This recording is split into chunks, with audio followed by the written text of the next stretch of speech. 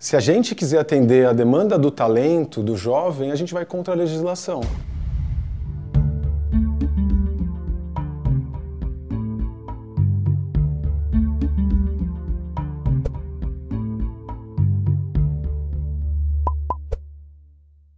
Um Brasil está hoje aqui nos Estados Unidos com André Faber, vice-presidente de negócios e franquias do Grupo Boticário. Obrigado pela presença aqui no Brasil, André. Obrigado a você, André, pelo convite. É um prazer estar aqui com você.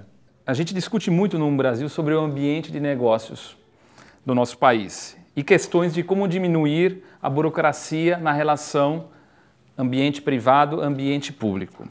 E nesse contexto e com a sua experiência no Boticário, eu queria que você contasse um pouco para a gente, vale a pena ser empreendedor no Brasil? Acho que o Brasil não é para principiantes. O Brasil é um país difícil, acho que é um país de uma legislação complexa, um país onde as regras mudam também. Acho que tem sido feito uma evolução nos últimos anos de importância de manter as regras ao longo do tempo. Mas, tentando responder a sua pergunta, acho que o empreendedor ele é empreendedor pelo coração, em primeiro lugar. Então, ele empreende não necessariamente porque aquilo é o melhor, tem a melhor equação econômica. Acho que tem lugares mais fáceis de você garantir risco-retorno do que empreendedorismo, mas é pelo propósito, por você acreditar em alguma coisa, por você querer a transformação e também ser dono do seu próprio nariz. E aí, nesse sentido, eu acredito que vale muito a pena, porque quando você pega no nosso caso do Boticário, o Boticário partiu do nada em 1977. Hoje a gente é um dos maiores franqueadores do mundo, o maior franqueador do setor de cosméticos do mundo. A gente tem 3.750 lojas de Boticário, 205 lojas de Quem Disse Berenice, que é uma outra franquia nossa especializada em maquiagem. Já são quase 4.000 lojas. Nossos franqueados, eles têm muito prazer de trabalhar conosco. Nós temos muito prazer de trabalhar na empresa e transformar a vida das pessoas, que é um dos nossos lemas. Os franqueados também trabalham com muito amor, transformam suas cidades, dão exemplo, criam um exemplo e também conseguem ganhar dinheiro, porque também não é só de exemplo que a gente vive de dar o exemplo, de ter o propósito, de sentir bem com o que a gente faz, mas também de ter um retorno econômico sobre isso. Acho que o sucesso do Boticário, do grupo, em todas as suas marcas, tem a ver com isso, com um propósito muito forte e com um retorno financeiro que é muito bom também. Outro tema que dentro do Brasil a gente fala bastante, principalmente na questão empresarial, é a questão da burocracia. Você disse que na Boticário são mais de 3.700 lojas. Algumas são fora do país, fora do Brasil. A gente tem 3.750 lojas no Brasil, 60 lojas em Portugal, 60, eu não sei o número exato. A gente tem 10 lojas na Colômbia. Então, só de Boticário a gente tem 3.900 lojas. A gente tem mais 205 lojas de Quem Disse Berenice, 52 lojas de The Beauty Box. Então, no final das contas, algumas lojas da marca Eudora, que é uma outra marca nossa. Então, a gente está com umas 4.200 lojas, dos quais umas 200 é fora do Brasil. E é possível ter uma comparação na questão de legislação tributária, trabalhista? É mais fácil abrir uma loja na Colômbia, por exemplo, ou no Brasil? Eu acho a Colômbia bem mais fácil que o Brasil. Eu sou, inclusive, diretor da nossa empresa na Colômbia. Toda a papelada, é tudo muito mais fácil, muito mais rápido, as regras são mais claras, o sistema de impostos é mais claro. Tanto na Colômbia como em Portugal, eles têm o VAT, né, que é o sistema de impostos de valor agregado sobre a mercadoria. E não tem todo o arcabouço de impostos que a gente tem no Brasil, com ICMS, PIS/COFINS. Dá para ficar aqui falando horas sobre isso. Facilita muito o entendimento, tira tempo das pessoas trabalhando para entender os impostos e ter as melhores formas de organizar a empresa em função dos impostos, e deixa o tempo para a gente trabalhar, crescer, ser criativo, criar produtos, gerar empregos. Eu acho que o sistema de impostos no Brasil ele atrapalha. É o Taviano Canuto, que é diretor executivo pelo Brasil lá no Banco Mundial. A gente bateu um papo com ele recentemente e ele fala essa questão do tempo de pagar impostos, né? Não é o imposto em si, mas de você juntar a papelada, como você comentou. É o tempo, é o entendimento. Às vezes você nem sabe o que você tem que fazer. A gente às vezes acha que está fazendo certo e eventualmente não está fazendo certo, porque é complexo. E eu falo, tipo, a Colômbia, que em teoria, assim, como assim a gente vai comparar o Brasil com a Colômbia, né? O brasileiro tem um senso de superioridade. Na verdade, o brasileiro tem um senso de inferioridade em relação ao resto do mundo, mas um senso de superioridade em relação aos latino-americanos, certo? E eu fazendo negócio na Colômbia, eu vejo assim, é muito mais fácil fazer negócio ali. As regras são mais claras, de mais fácil entendimento, facilita. Está em pauta no Congresso a questão da reforma trabalhista, né? Certo. Que são leis bem antigas e que o empresário perde e o trabalhador também perde, né? Tem essa relação do perde-perde, então tem que tá havendo essa discussão. Você acredita, dentro dos negócios do Grupo Boticário, a legislação trabalhista é um empecilho para fazer negócios no Brasil? Olha, eu não diria que ele é um empecilho, porque a gente está aqui hoje, a gente conseguiu criar essa empresa de sucesso, que é um exemplo no Brasil e até, em alguns casos, um exemplo para o mundo, apesar da legislação trabalhista. A legislação trabalhista foi criada por Getúlio. Eu acho que muitos dos temas estão ultrapassados. Eles nos atrapalham no dia a dia. E dou um exemplo para você. O mundo atual é o mundo dos talentos, é o mundo onde as pessoas querem liberdade, onde elas querem trabalhar a hora que elas puderem, da onde elas quiserem, com flexibilidade. Os talentos exigem isso. De acordo com a legislação, a gente tem que ter uma hora para entrar, uma hora para sair, a hora correta do almoço, não pode ter flexibilidade. Chega para um jovem super talento de 23 anos e fala, chega lá às 9 horas, sai às 6, almoça meia hora. Ninguém quer. E se você pega a legislação aqui dos Estados Unidos, isso aqui é muito mais flexível. Então, se a gente quiser atender a demanda do talento, do jovem, a gente vai contra a legislação. Mas esse é um tema. O segundo tema é assim, a justiça trabalhista é uma justiça muito em prol do trabalhador. O que eu não acho ruim ter uma justiça que também defende o trabalhador. Entendo que o empresário sempre pode ter uma força maior em relação a Então, mas eu acho que isso cria uma estabilidade, de que você não sabe exatamente qual é o custo, porque depois pode vir um custo adicional. Então, dei 2 exemplos aqui de, assim, podia ser melhor. Eu acho que a gente tem exemplos muito no mundo de países que estão se transformando. Acho que a gente devia olhar para fora, tentar olhar para esses países, como eles fazem, como é uma melhor forma, aprender um pouco, não precisa reinventar a nossa roda. Acho que a gente tem muito para evoluir nisso. Eu estive recentemente conversando com o Mansueto Almeida, que hoje faz parte do Ministério da Fazenda, e a gente estava conversando sobre a dependência da sociedade brasileira com o Estado, porque muitas das questões das reformas, por exemplo, a gente está agora também na discussão da reforma da Previdência, da questão do aumento da idade e a sociedade brasileira como um todo, uma questão cultural, que é a questão mexe no meu vizinho, mas não mexe no meu. Em relação às empresas, ele até comentou que 80% das reuniões dentro do Ministério da Fazenda são empresas pedindo subsídios. Você acredita que as empresas utilizam o Estado ainda como muleta? A minha resposta para você é que não acho. Eu acho que, por falar pelo nosso caso, acho que a gente é bastante independente do Estado, a gente tenta trabalhar da melhor forma possível, tentando criar nossas vantagens competitivas, a gente faz nossos investimentos, a gente tem 2 fábricas, 2 centros de distribuição, não vejo que existe uma dependência do Estado para isso. Agora, o Estado poderia tornar a legislação em vários sentidos melhor para o ambiente de negócio? Poderia.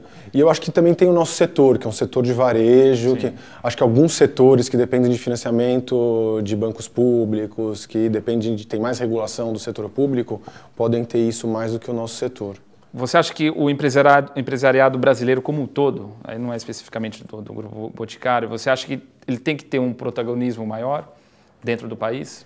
Eu acho que tem. De alguma forma, e aí não vou além do empresariado, né? Acho que a sociedade brasileira, acho que ela desistiu da política, da economia, é um tema que ela se cansou, na minha leitura, e ela meio que abandonou.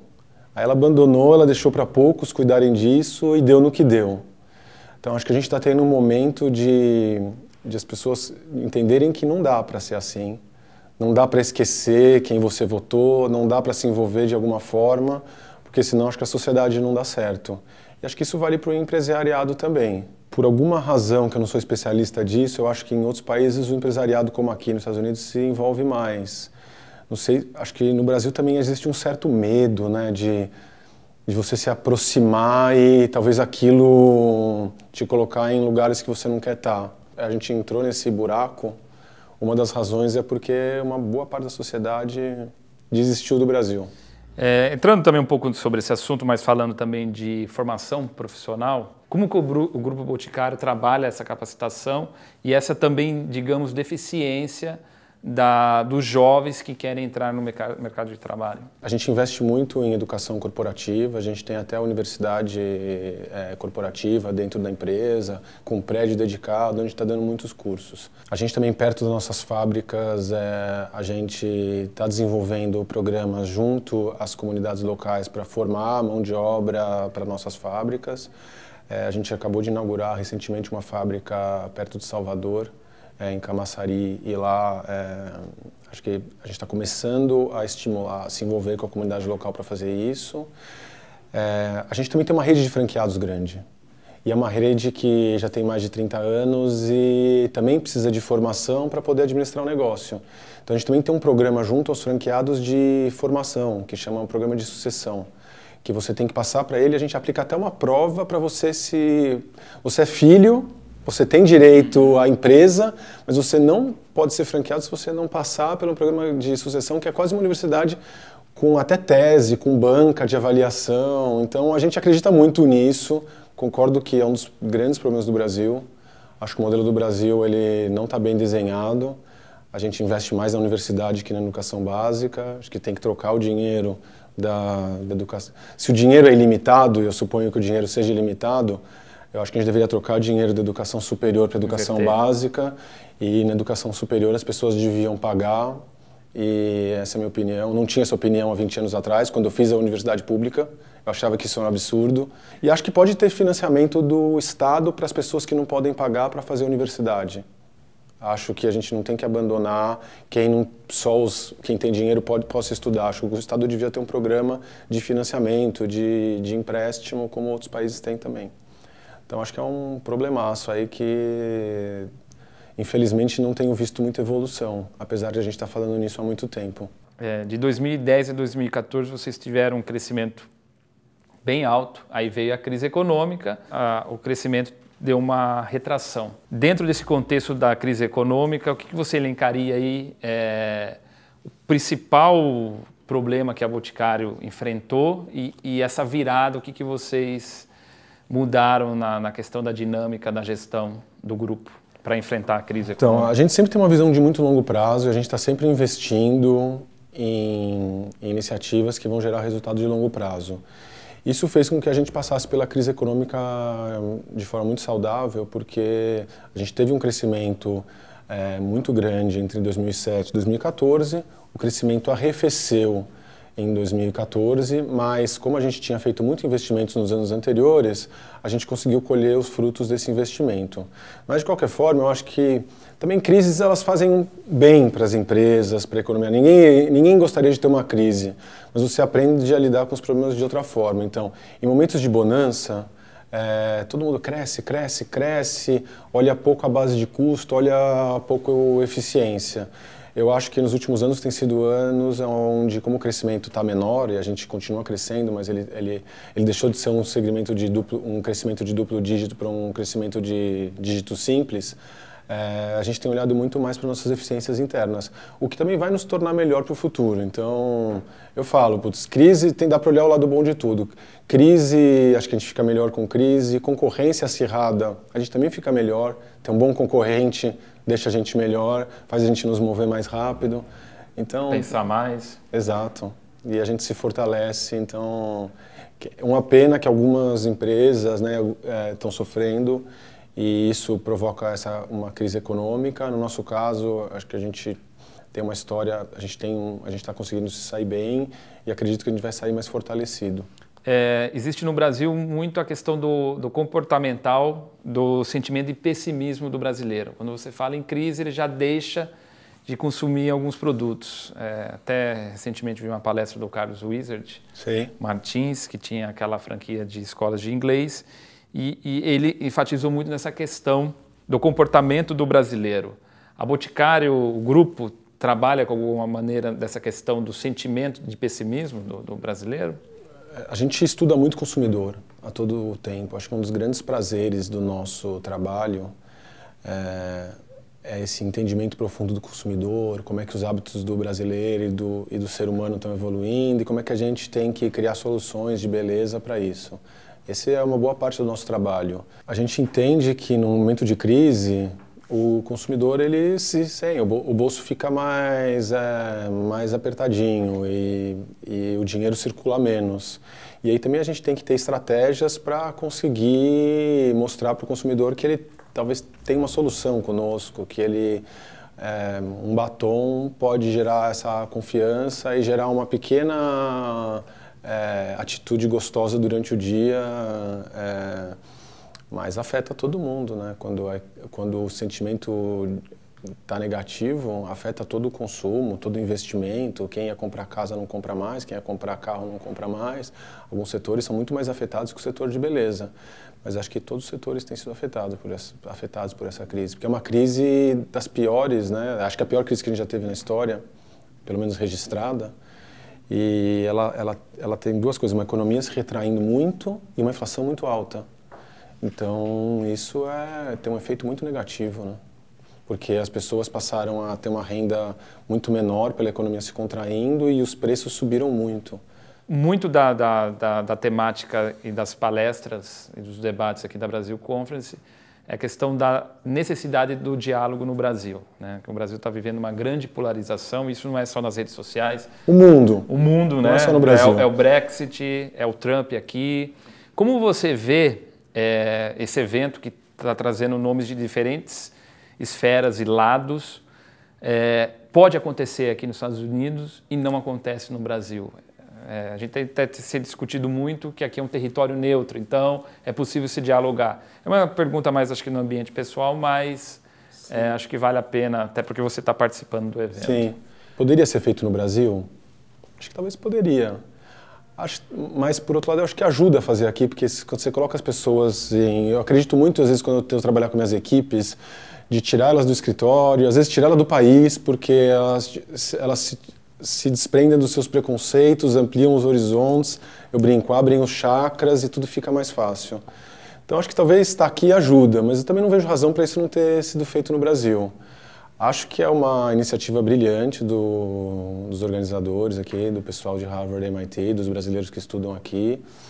Acho que estão gerando um exemplo super positivo de como é necessário o diálogo, de como é necessário a gente se olhar olho no olho de forma mais aberta, e concordo com tudo que você falou de que a situação está difícil, de diálogo não está legal, né? Então não dá para continuar assim, a gente vai ter... E não é um problema do Brasil, para mim é um problema... Uma coisa boa que veio no mundo com as redes sociais, que trouxe toda essa democratização da informação, mas no final, como ela filtra, ela cria pensamentos únicos, né? E grupos, né? Bolhas, né? Ela cria bolhas e também antes a mídia era mais consolidada e as informações, ainda que você não gostasse do ponto de vista de um ou de outro veículo, tinha um certo zelo. Hoje em dia tem fake news, então você já não sabe mais o que é verdade e o que não é, então acho que isso não tem ajudado muito. Meus parabéns aí para o pessoal que organizou. Perfeito, André. Obrigado pela entrevista. Obrigado aqui no você. Brasil. Eu acho que o brasileiro ele tem sempre uma tendência a achar que o problema está no outro, que ele não é responsável pela transformação na sociedade. Então, eu acho que o brasileiro tem que entender que as respostas, nós somos os protagonistas, nós temos responsabilidade nos nossos pequenos mundos. A gente no grupo acredita muito nisso, que a gente, do tamanho que a gente que é limitado, a gente tem uma capacidade enorme de gerar uma transformação positiva. Acho que o brasileiro enxerga isso pouco, ele sempre olha para o governo e fala, a culpa é sua. Tem exemplos assim de pessoas mais simples, elas acham um absurdo pagar imposto. Eu tive uma conversa com uma moça que trabalha comigo, ela falou, nossa, não, é um absurdo, eu vou pagar imposto para eles me roubarem. Eu falei, mas ela acredita nisso, mas aí quando ele fala, vão cortar os benefícios da Previdência porque não tem dinheiro, que é absurdo também. Então, é uma desconexão, né? O brasileiro ele acha que a sociedade se resolve sozinha sem ele. Então essa é a parte da decepção. Em orgulho, eu acho que o brasileiro ele é e aí obviamente sou enviesado, né? Acho que o brasileiro é um ser humano bom. No sentido de que ele vive bem em sociedade, ele gosta de ajudar o próximo, ele ajuda o próximo sem esperar nada em troca. é uma sociedade que ela é um pouco mais quente, onde as pessoas se ajudam sem esperar o outro uma contrapartida. Na minha visão, as sociedades anglo-saxãs, elas são mais mercantilistas, então eu acho que é uma coisa muito boa do Brasil, dessa alma de ajudar o próximo sem esperar nada em troca.